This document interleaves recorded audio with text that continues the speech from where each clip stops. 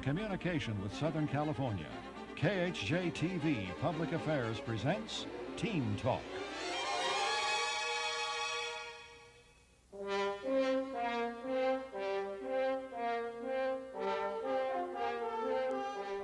Each year, 70 million Americans spend over $10 million for weight-reducing prescriptions, diet books, and special diets.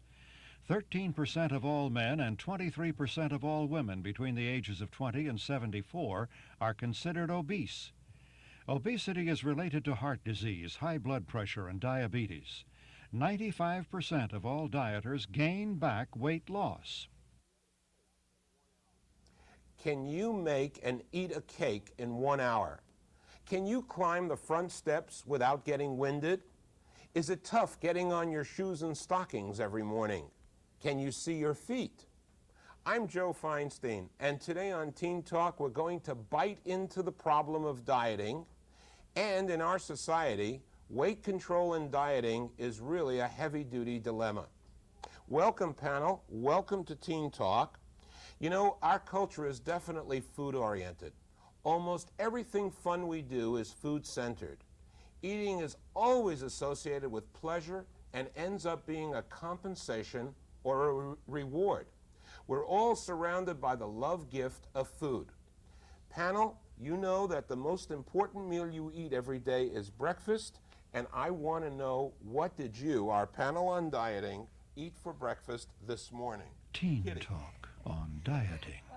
A discussion with host Joe Feinstein and several teenagers on the subject of Cup of dieting. tea and toast, some carbohydrates there. Kathy? Cereal, small bowl cereal, half a banana and non-fat milk. So you had your potassium. All right, Okay. the banana has lots of potassium. Michael, what did you have? I had a bagel with some butter and a glass Bagel of and butter. That's an ethnic food. That's right. That's called a heavy donut. and some orange juice. And some orange juice. So you got your vitamin C. All right. Alicia, what did you have for breakfast? I had 2 pieces of toast and a glass of orange juice. Very good. Okay, that sounds almost good. Lisa, what did you have for breakfast? A glass of orange juice. Everybody's getting their vitamin C. That's good. And yes, my dear I Heidi? had a bowl of cereal and a banana. A bowl of cereal, banana. Everybody's eating the bananas and the cereal. Okay, and Dawn, what did you eat? I had an apple and a half a grapefruit. Okay, all right. Well, that's fairly good. Most of the time when I ask my students in my singles living class what they have for breakfast, the answer is a Snickers bar. Truly. They had some popcorn for breakfast, you know. They made themselves some kind of, I don't know, I can't, most of the time they really eat nothing. And that's what's really terrible. Now, one of the things that we were pointing out before when the credits were rolling up is that food sometimes is used as a compensation for a number of different kinds of things, as for boredom, to alleviate some inactivity, some depression or disappointment, or sometimes we eat just because of lack of love. Do any of you relate to some of that, or you know about some of that? Yeah? What do you know about that, Kathy? As when I was losing weight, and I'm still working on it all the time, I just know it wasn't about a particular diet that I was on, but always dealing with the emotions that when it came up, and I wanted to go to the refrigerator. You wanted to go there, I and wanted did to go to you? the refrigerator. Can you see her wanting to go there and holding herself back and wanting? I gotta go there. No, I think I'll just hold back. No, I gotta go. It's a process. It is a process? Yeah, it's definitely a process that I'm working on all the time, because Okay. it still comes up for me to do all the time. Well, I'm working on a new diet myself. It's called the seafood diet. Yeah. Every time I see food, I go get it and I eat it. No, never mind. That's terrible. Michael, do you ever eat because of boredom or inactivity? Or Yeah, you a do? lot. It's like when I'm bored and I've got nothing to do, it's always like the refrigerator. It's like my best friend sometimes. That's very interesting. The refrigerator's my best friend, right? And no, we won't talk about the other rooms in the house. Other rooms can be best friend also. You guys know that the 2 worst foods are sugar and salt. Everyone agrees that those are the very worst foods around, and yet we use them and we eat them totally, keep on eating them. Why are they so popular, Alicia? Because a lot of people like the way they taste, and that's really it. You think so? It's the taste. Yes. Yeah. What do you think, Kitty? Something sweet, you'd be more prone to eat I mean, if it was sour, you really, you know, you'd probably shy away from it. But if it was nice and sweet, I know me, I like a lot of sugar in my tea. You do use a lot of sugar in your tea? Well, about 3. Don't stir it, it won't be sugar. Dawn, do you use a lot of sugar and salt, or are you cutting down Well, on I've that? cut down considerably because I have to, you know, watch it with calories and everything. Tell the people a little bit about your story. My story? Yeah. Well, my story was about how I was teased in junior high and, you know, being a constantly target for ridicule and everything. And it was mainly, you know, it was mainly that what I went through and everything. And How many plus, pounds have you lost? I've lost about 80.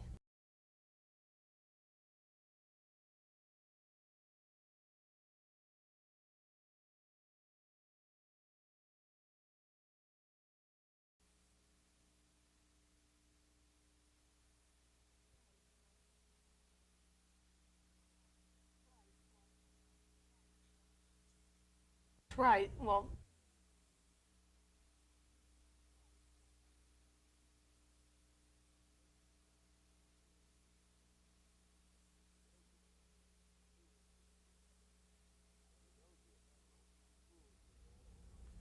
As you know, dear panel, food is all around us.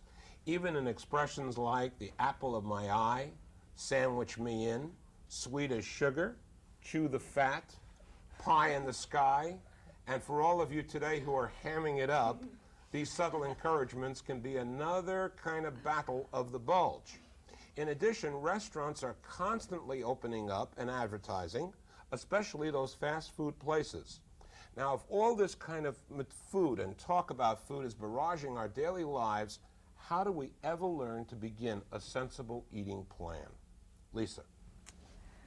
Well, I feel that you shouldn't ever say the word diet to yourself because then you automatically feel, you think diet, oh no, that means don't eat this, don't eat that.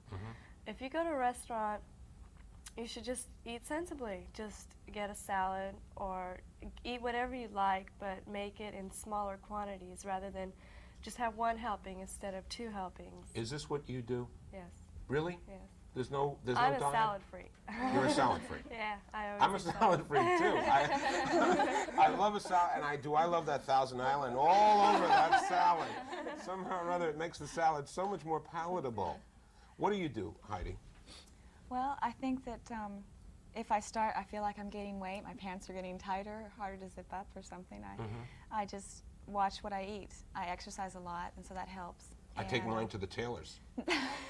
They make, no, never mind, go ahead. But I think I don't really eat more than 1 meal a day usually. And I try to make it that breakfast, but it's usually dinner, which isn't the right meal to eat. But I'm very busy, so I think that helps. I see. Alicia, what do you do? How does the diet, are you on a diet? Not really. Not really. No. How tall are you? 5'8", And what do you weigh? 125. That's kind of in proportion, isn't it? And what do you do?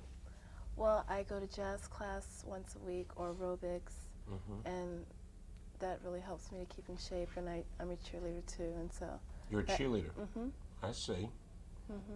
And Michael, what do you do? Well, I go to aerobics classes and I do Nautilus. And I just try to make a commitment to myself to lose weight because that's basically what quote-unquote diets are all about, is commitment. Commitment. Yes. And what is the commitment that you've made to yourself? Well, it's to try my best to watch out what I'm eating and just try to overall be aware of what I'm eating. It's just, that's all you've got to do. Now you're the only one here that was really brought here from, you're on the Weight Watcher program. And is that working for you? Yeah, it's really working. It's not, most of them are adult classes, but this is a teen class that I go to, so. And what do you learn there? Well, it's how to think that you're getting a more amount of food when you're really not. They teach you some sort of manners and things so you can actually feel like you're getting more food than you really are.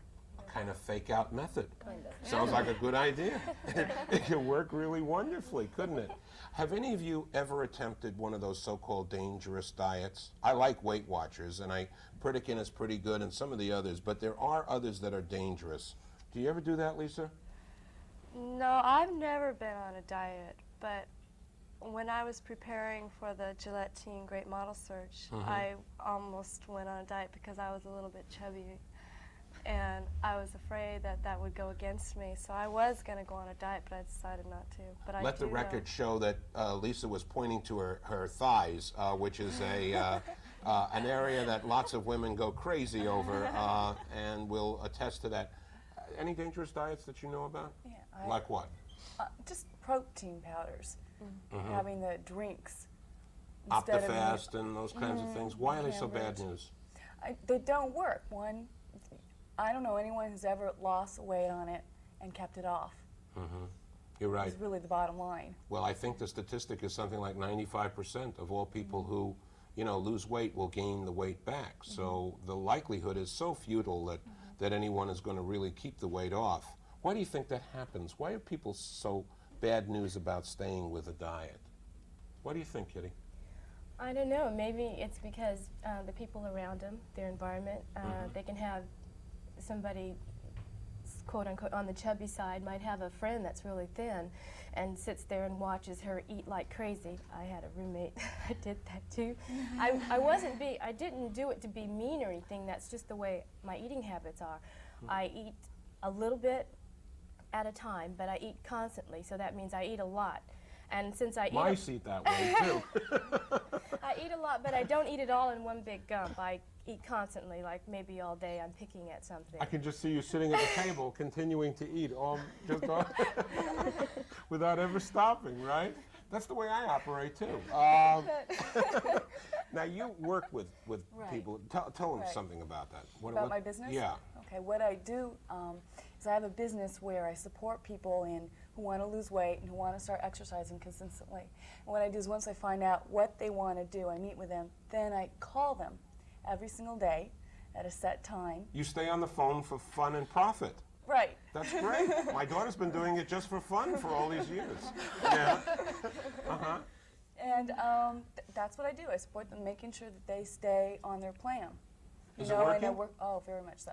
My success rate is between 85 and 90%. Why does that work? What's the ingredient that you're One of the adding? things that I do is that it's very personal. So I'm dealing with their daily schedules, their daily moods that come up. And a lot of what I do with people is just like not allow them to be on a crazy diet, but to really teach themselves to eat sensibly. And the sensible way is what? What is the sensible way of dieting? Some people are on Weight Watchers. Some people go to a nutritionist. Some people just develop their own tailor-made plan.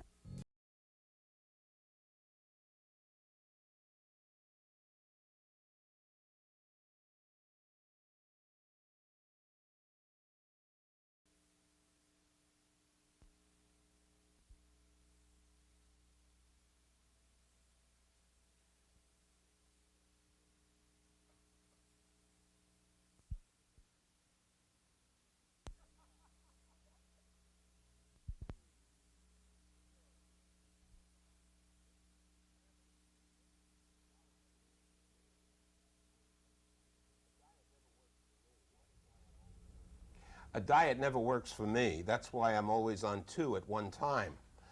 We've been discussing weight loss and dieting panel, and let's create a hypothetical situation.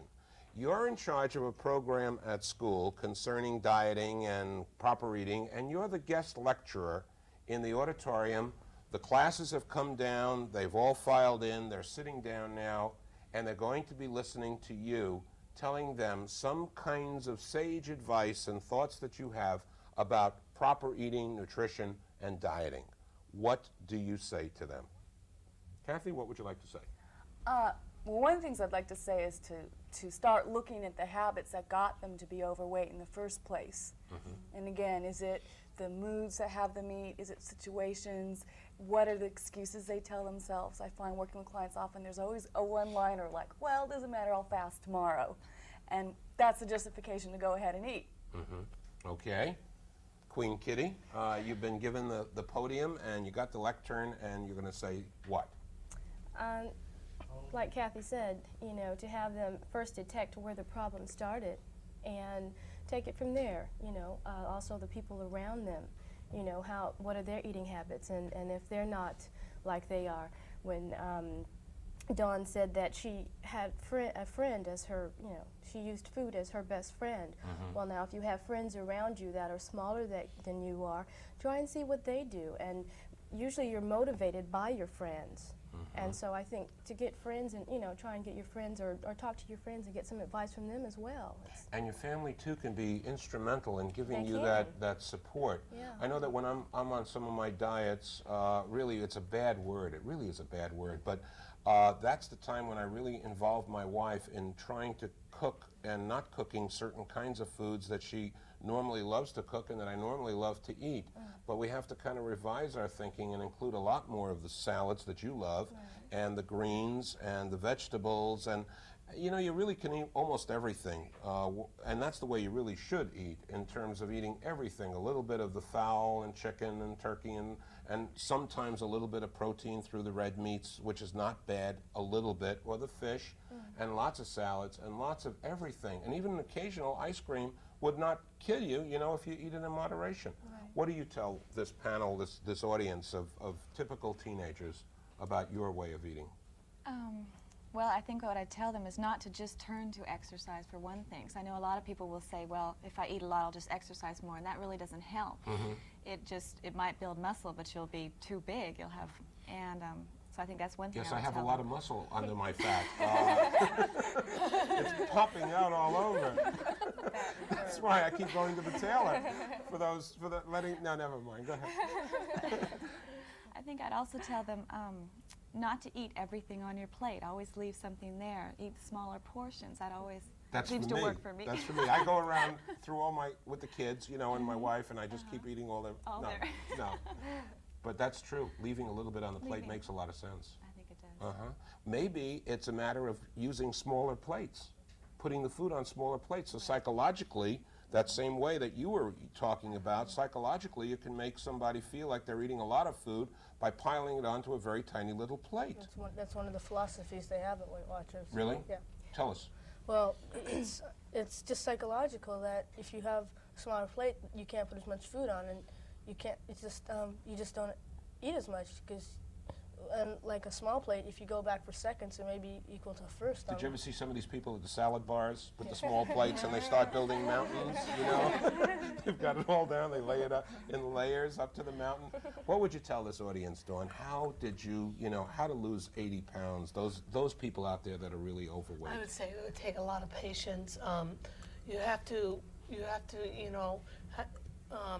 encouragement helps from your friends and family and everything. Like I said, it takes a long time. You have to be patient. You can't expect a lot, in a short amount of time. You have to, just forget that you're on a diet and just, go about with your daily life. And just my doctor told me that I could eat anything while I was on the diet, so long as I don't swallow it. But never mind. Alicia, what are the physical changes that you use to kind of help support your eating plan? What do you do? You mean what type of exercising? I take jazz lessons once a week, and I go to aerobic classes, and I exercise at home. Sometimes I watch the exercise programs in the morning. And you work along with them? So you really do that? Those things really work for you? Okay. And what do you do, Lisa? I play racquetball almost every single day. Really? I love it. And lately in school I've been having a jogging class, so I jog about 2 miles a day now with that. And I work out at home with the Jane Fonda workout tape. And I know the routines now, so I just turn off the sound and turn on the radio, which makes it a lot easier and makes it fun. Or I have friends come over, and we just all work out together. Do the friends work out with you? Yeah, really?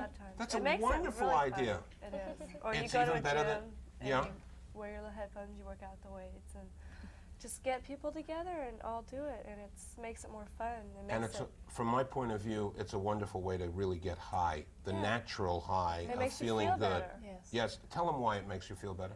You just get more energy, you get your blood flowing in you, and you just feel great afterwards, and you're You might be hungry afterwards. I am, so I go Good. have a salad or. So what you're or saying just is drink appetite some. increases and feels food when you're really hungry tastes so much better than when you're just scarfing for the sake of scarfing, you know? And it doesn't get you really all that hungry. It just makes you want a little snack. So, or eat some carrots or some fruit or raw vegetables or something.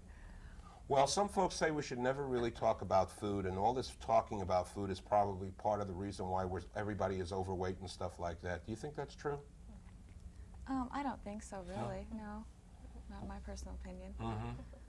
What can we do? What can we do to help all these people out there who are just about ready to go in and have their breakfast or whatever?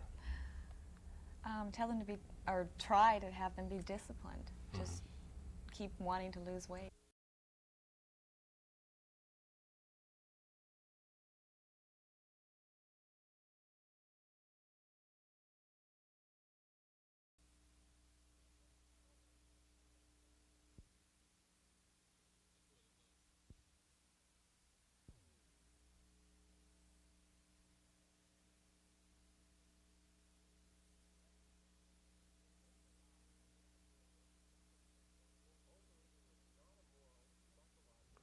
Overeating is not a moral, psychological, or an emotional issue. Essentially, it is a mathematical one. You eat more than you burn up, or you take in more calories than you use. You can help anyone who is attempting a diet by 1, encouragement and praise for the dieter, 2, not teasing or nagging, and 3, not offering food treats or undermining the person's efforts through food. I want to recommend 2 books to everybody. Fit or Fat by Covert Bailey and The Teenage Body Book by Kathy McCoy. They're 2 really, really fine books to read. Panel, you have been super. I think you've given them a lot to chew on, and that's 2/3 of a pun, P.U. But essentially, I want to tell you that your ideas about one day at a time and your ideas of just living and going at it slowly and just reducing the amount, perhaps just reducing the amount, may be a way to just get yourself started. The exercise program has got to be built in to make the whole thing work really, really well. Panel, everybody, thank you very much for watching. This is Joe Feinstein for Teen Talk saying we will see you very, very, very soon.